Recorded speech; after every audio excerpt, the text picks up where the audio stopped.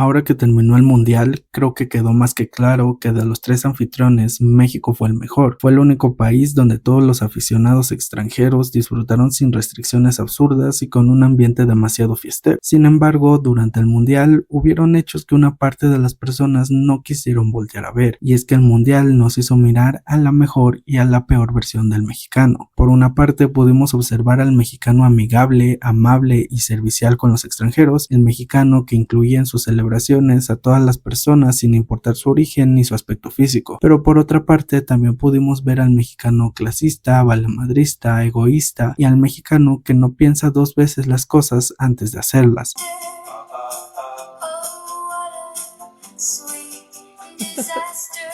Al mexicano que no mide las consecuencias de sus actos, y es justamente este tipo de mexicano en el que me quiero enfocar, ya que para muchos las imágenes de los aficionados mexicanos realizando destrozos durante las celebraciones eran algo normal, es decir, no causaron sorpresa entre la mayoría de los espectadores mexicanos, y es que cada que la selección de México ganaba un partido en el mundial, en muchas ciudades del país, desde Tijuana, Chihuahua, Monterrey hasta Playa del Carmen o Mérida, había un grupo de aficionados nacionales que salían a las calles a celebrar la victoria. Y hasta aquí, en teoría, muchos podrían decir que no hay nada de malo en esto.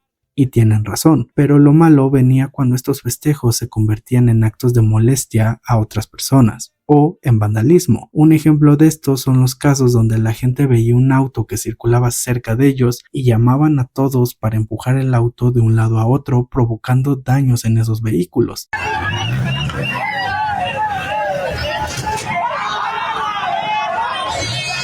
La clasificación de México a la siguiente fase del Mundial desató la celebración en la glorieta de 5 de mayo en Zamora. Sin embargo, tras cerca de una hora de festejos, el ambiente cambió con el lanzamiento de botellas hacia los asistentes y daños a algunos vehículos registrados durante la concentración.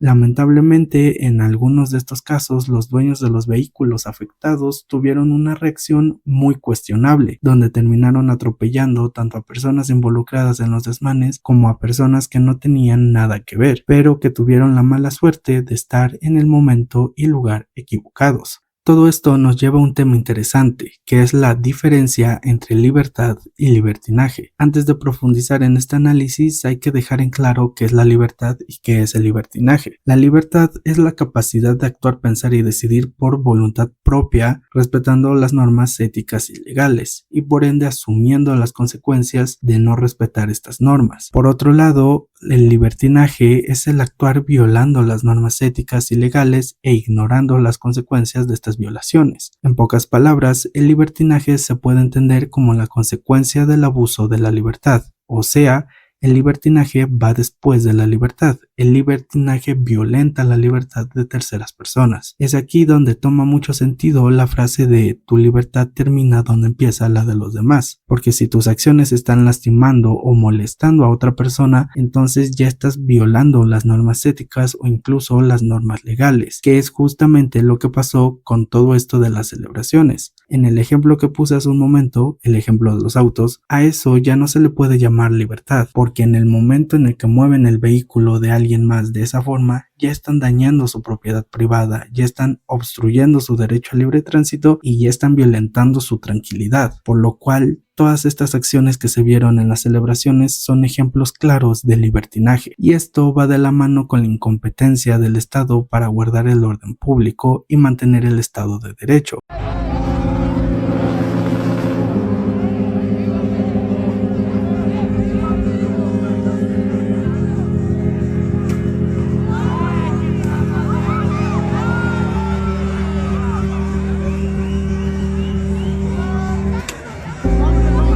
Porque una de las razones por las que el libertinaje existe es por la inacción del gobierno para hacer cumplir las leyes y reglamentos.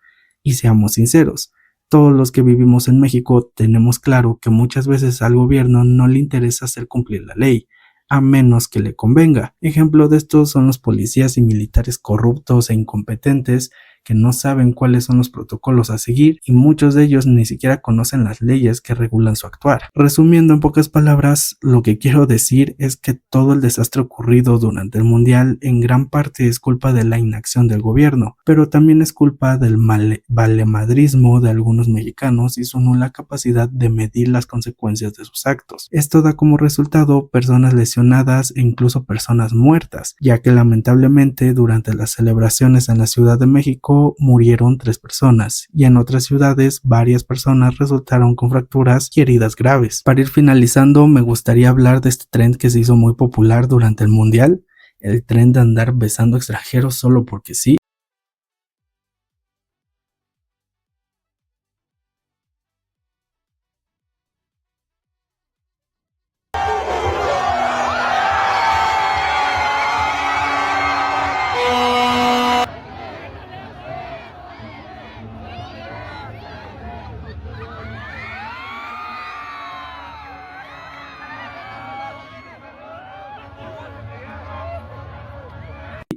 Y es que durante el Mundial en México, TikTok, YouTube, Instagram, la televisión y prácticamente todas las redes sociales estaban inundadas de videos de mexicanos, mujeres en su mayoría, besándose con extranjeros. Literalmente abrías TikTok y lo primero que aparecía era una mexicana besándose con un coreano, o una mexicana besándose con un haitiano, o una mexicana besándose con un sueco. Y muchos se preguntarán, ¿por qué lo hacían?